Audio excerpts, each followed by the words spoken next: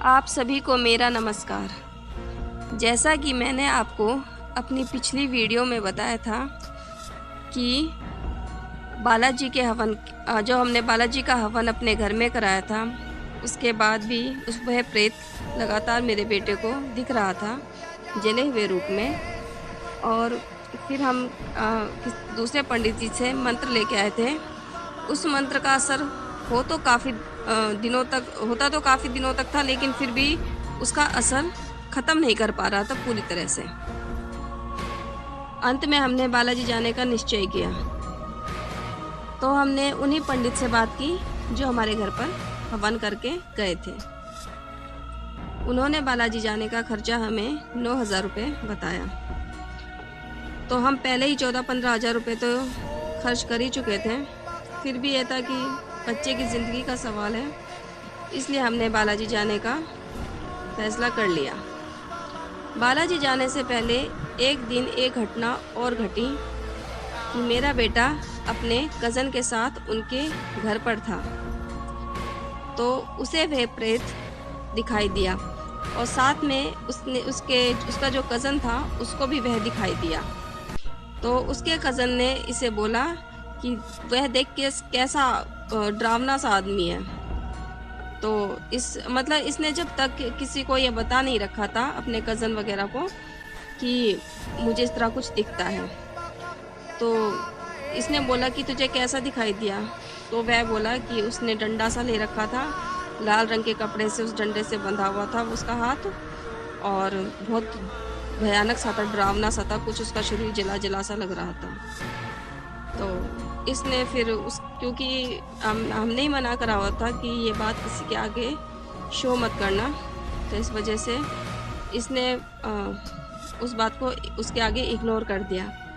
पर इसने फिर घर आकर हमें बताया कि मम्मी ऐसे उसको भी वह दिखा था। तो फिर मैंने ऐसे ही आइडिया लेने के लिए उसके पास नॉर्मल फ़ोन किया, इसके कज़न के पास। तो मैंने पूछा कि क्या दिखा था तेरे को? तो वह बोला कि वह बहुत डरावना सा था, जला हुआ सा था, पता नहीं कौन था, फिर वह कहीं चला गया, मैंने फिर ध्यान नहीं दिया उस पे। ऐसे कहकर उसने यही बताया कि बहुत डरावना था और जला हुआ था। उसके थोड़ी देर बाद वह कहीं ये साइड में हो गए, तो फिर वह गायब हो गया होगा, या तो उसके बाद इन्हें नहीं दिखा। वह थोड़ी देर ही, मुश्किल से 4-5 सेकंड दिखा था। वह भी डर के मारे पीछे आ गया था और यह भी उसके पीछे वापस हो गया था वहाँ से। तो फिर हमने बालाजी जाने का तो निश्चय कर ही रखा था। तो होली के आसपास, होली से पहले हम लोग बालाजी जाने के लिए अपने घर से निकल गए। बालाजी जब सुबह हम नहा धोकर हमने बालाजी में सबसे पहले अर्जी चढ़ाई और बालाजी से अपने बेटे की रक्षा के लिए कहा और प्रार्थना की बालाजी से कि हमारे बेटे की रक्षा करें। उसके बाद ये इसको बहुत ही ज़्यादा परेशानी हो रही थी उस मंदिर में, कि इसका जैसे भीड़-भाड़ देख के या पता नहीं किस वजह से, या फिर हो सकता है कि उसका असर हो थोड़ा बहुत इसके साथ-साथ वो भी अंदर प्रवेश तो करा ही होगा उसने भी, तो वह भी घबरा रहा होगा, तो ये भी उस वजह से इसको भी घबराहट सी हो रही थी। कभी इसको ऐसे लग रहा था कि जैसे इसकी आँखें बहुत जल रही हों। तो इसको कुछ वैसे अनुभव हो रहा था। बस हमारे ऊपर भगवान की ये कृपा थी कि वैसे कोई कष्ट नहीं पहुँचा पा रहा था। वैसे ही थोड़ा बहुत इसे फ़ील हो रहा था, घबराहट सी, या फिर आँखों का इसका जलना, या जैसे भी। और मुझे भी एक बार तो वहाँ पर बहुत ज़्यादा घबराहट हुई, क्योंकि एकदम हम बहुत बुरी तरह भीड़ में फँस गए थे। तो मुझे भी बहुत ज़्यादा घबराहट हुई। ऐसा लगा था कि शायद मेरे प्राण ही निकल जाएंगे, लेकिन किसी तरह हम फिर वहाँ से निकले। ये शायद उसी की वजह से हमारे साथ जो कुछ हो रहा था, ये उसी की वजह से हो रहा था। उसके बाद हमने अर्ज़ी दी और फिर जैसे पंडित जी ने बताया था, हमने सब कुछ किया उनके कहे अनुसार। जो परिक्रमा लगानी होती है वो भी हमने लगाई, और जो ऊपर पहाड़ी पे जाते हैं वहाँ पर भी हम गए। कि हमने जैसा भी उन्होंने कहा था, जो भी कहा था, हमने अपनी तरफ से वह सारे नियम बहुत अच्छी तरह से पूरे किए। तो अंत में जब हमने सब कुछ कर दिया और हम वहाँ से आने लगे, तो हमने पंडित जी से पूछा भी कि पंडित जी, हमारी तरफ से सब कुछ पूरा हो गया है, मतलब हमारा कोई ऐसा तो नहीं कोई कार्य हमारा अधूरा रह गया हो। तो पंडित जी बोले कि नहीं, आपका सब कुछ हो गया है, बस अब आपको जाके व्रत रखने हैं और उसके बाद हम हवन के लिए आएंगे। तो हमने कहा ठीक है। तो उन्होंने डेट बता दी थी, इतने से इतने के बीच में आपको व्रत रखने हैं और फिर हम हवन करने आपके घर आएंगे। तो उनके कहे अनुसार हमने जो उन्होंने डेट दी थी उसके कहे अनुसार फिर हमने व्रत रखे। लेकिन पंडित जी हवन करने नहीं आ पाए क्योंकि वह लॉकडाउन का समय चल रहा था, इसलिए वे हवन करने नहीं आ पाए। तो हाँ, लेकिन उससे पहले ही हमारे साथ एक घटना और घट गई थी। बालाजी से आने के बाद हमारे साथ एक घटना और घट गई थी कि वहाँ से आने के बाद ही हमारी शॉप में 7-8 हज़ार का माल चोरी हो गया। और उसके बाद फिर मेरा पूरा पैर चाय गिर जाने से बहुत बुरी तरह जल गया। ये लाइफ में मेरे साथ फर्स्ट टाइम हुआ था कि मेरे पैर पे चाय गिरी हो, और ऐसा मेरे साथ हुआ। लेकिन चाय से भी इतनी बुरी तरह मेरा पैर जल गया, पूरे पैर पे छाले पड़ गए।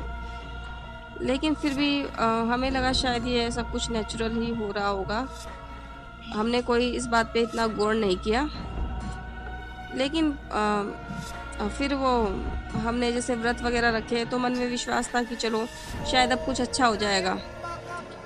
और फिर पंडित जी तो खैर हवन पे नहीं आ पाए, तो उन्होंने कहा कि बस ऐसे आप हाथ जोड़ लो और उसके बाद सब ठीक हो जाएगा। और एक अर्जी और बोल के रख देना अपने आगे की सुख शांति के लिए, अपने व्यापार के लिए, जो भी है अपने अच्छे दिनों के लिए आप एक अर्जी और बोल कर रख देना। तो हमने वैसे ही एक अर्जी उनके कहे अनुसार बोल कर रख दी। उन्होंने कहा था कि जब टाइम लगेगा तब हम हवन के लिए आ जाएंगे। तो उसके बाद मतलब कुछ दिन तो सब कुछ ठीक रहा। उसके बाद एक दिन मेरे बेटे को उसने कुछ स्टोन पहने हुए हैं गले में, हनुमान जी का एक तो छोटा सा लॉकेट है और एक स्टोन पहना हुआ है। तो इसका जो स्टोन था उसका धागा टूट के वह स्टोन इसके गले से नीचे गिरा हुआ था और धागा भी टूटा हुआ था। तो इसने कहा कि ये मम्मी स्टोन निकल गया। तो हमें लगा शायद काफ़ी दिन से पहना रखा है, हो सकता है धागा गल गया होगा और इस वजह से स्टोन गिर गया होगा इसके धागे में से निकल कर। तो फिर हमने से दूसरा धागा पहना दिया। तो अगले दिन देखा तो वह दूसरा धागा भी काला काला सा हो रहा था, जैसे कि जलने के बाद धागा हो जाता है, इस टाइप से हो रखा था। और वो भी काफ़ी मतलब आधा सा धागा वह भी कट सा रखा था, जैसे कि जल के बिल्कुल थोड़ा सा ही जुड़ा हुआ था, टूटने को ही हो रहा था वह, जहाँ से वह काला पड़ा हुआ था।